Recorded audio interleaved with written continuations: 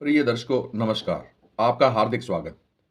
नक्षत्रों की सीरीज में आगे बढ़ते हुए आज हम सतोगुणी, रजोगुणी और तमोगुणी नक्षत्रों पर चर्चा करेंगे।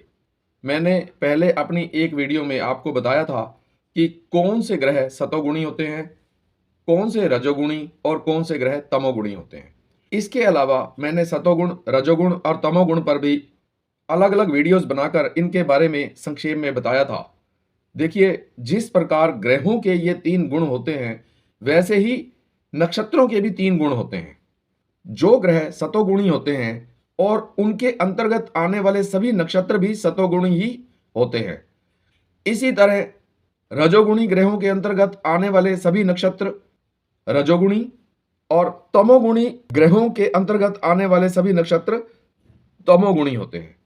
नक्षत्रों की सीरीज में मैं आपको सबसे पहले वाली वीडियो में यह बता चुका हूं कि एक ग्रह के अंतर्गत तीन नक्षत्र आते हैं, यानी तीन नक्षत्रों का एक स्वामी ग्रह होता है।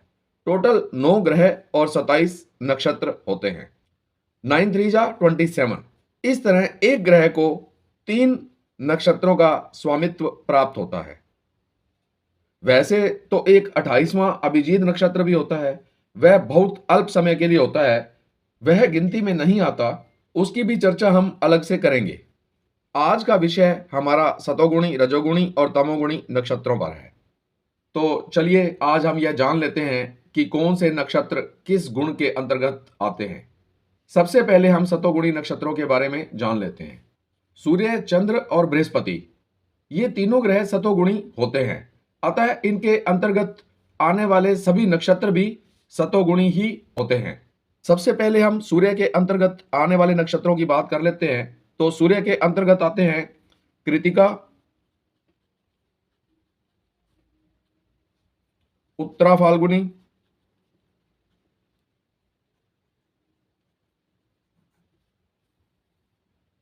और उत्तराषाढ़ा।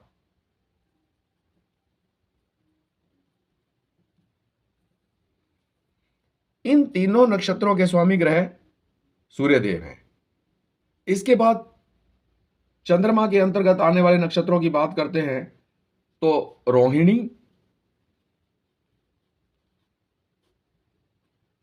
हस्त और श्रवण, ये तीनों ग्रह भी सतोगुणी हैं।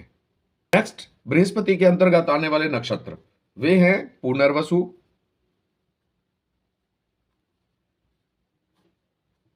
विशाखा,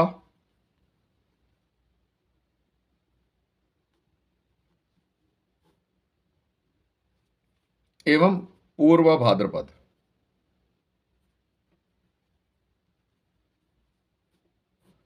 इन तीनों नक्षत्र के स्वामी ग्रह बृहस्पति होते हैं, अतः ये 9 नक्षत्र सतोगुणी होते हैं।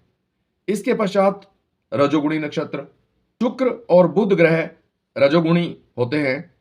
शुक्र के अंतर्गत आते हैं भरणी, पूर्वा फाल्गुनी,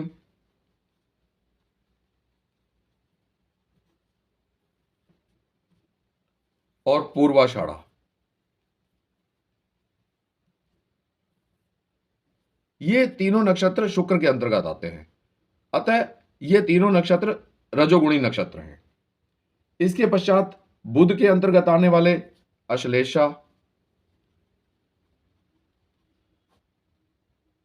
ज्येष्ठा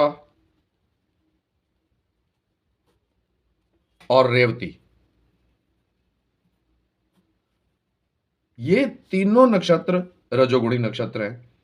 इसके पश्चात तमोगुणी नक्षत्र राहु, केतु, मंगल और शनि, ये चार ग्रह तमोगुणी ग्रह होते हैं, अतः इनके अंतर्गत आने वाले सभी नक्षत्र भी तमोगुणी ही होंगे। सबसे पहले हम केतु के नक्षत्रों को ले लेते हैं। तो वे हैं अश्विनी, मघा और मूल।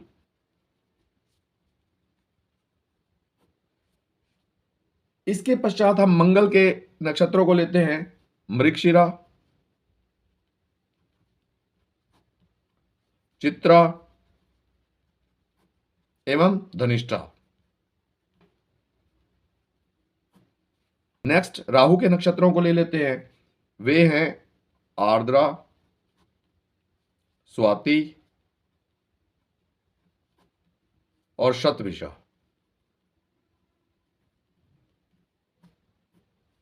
नेक्स्ट शनि के नक्षत्रों को लेते हैं। वे हैं पुष्य, अनुराधा और उत्तरा भाद्रपद।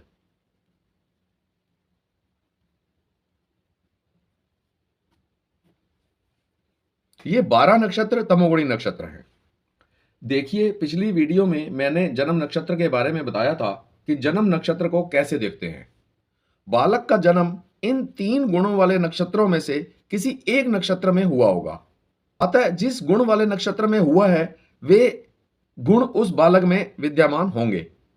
बालक का जन्म यदि सतोगुणी नक्षत्रों में से किसी एक नक्षत्र में हुआ है तो वह सत्य की राह पर चलने वाला, ईमानदार, दूसरों से ईर्ष्या ना करने वाला, धार्मिक और दयालु होता है, यानी कि परोपकार करने वाला होता है। बालक का जन्म यदि रजोगुणी नक्षत्रों में से किसी एक नक्षत्र में हुआ है तो उसमें रजोगुण विद्यमान होंगे। भोग विलास, ऐश्वर्य, तरह तरह के भोग, राजसी ठाठ बाट, भौतिकतावादी, खूबसूरत गाड़ी बंगले, पैसा कमाने की लालसा इत्यादि सभी उसमें विद्यमान होंगे। जिन बालकों का जन्म इन तमोगुणी नक्षत्रों में हुआ हो वे दूसरों से ईर्ष्या करने वाले, ठगी करने वाले, मांस मदिरा का सेवन करने वाले, या संक्षेप में और आसान शब्दों में कहें तो हर तरह के बुरे कर्म करने वाले होते हैं और आत्मीयता इनमें बिल्कुल भी नहीं होती। यहां यह ध्यान देने योग्य बात है कि केवल नक्षत्र को ही देखकर किसी के बारे में ऐसा कह देना तर्क संगत नहीं होगा कि वह व्यक्ति ऐसा ही होगा। इसके लिए हमें होरोस्कोप में ग्रहों और राशियों की अन्य स्थितियों को भी देखना होगा, तभी हम किसी व्यक्ति के गुणों, स्वभाव इत्यादि के बारे में जान सकेंगे। कुंडली में चंद्रमा जिस नक्षत्र में होता है वह बालक का जन्म नक्षत्र कहलाता है। चंद्रमा का संबंध मन से होता है, इसलिए बालक का जन्म जिस नक्षत्र में होता है तो उस नक्षत्र से संबंधित गुण भी उस बालक में विद्यमान रहेंगे। इस तरह से आपने आज जाना कि कौन से सतोगुणी नक्षत्र होते हैं, कौन से रजोगुणी नक्षत्र होते हैं और कौन से तमोगुणी नक्षत्र होते हैं। अपने शब्दों को यहीं विराम देता हूं और इन नक्षत्रों की सीरीज में नेक्स्ट वीडियो में अन्य टॉपिक के साथ मिलेंगे। धन्यवाद।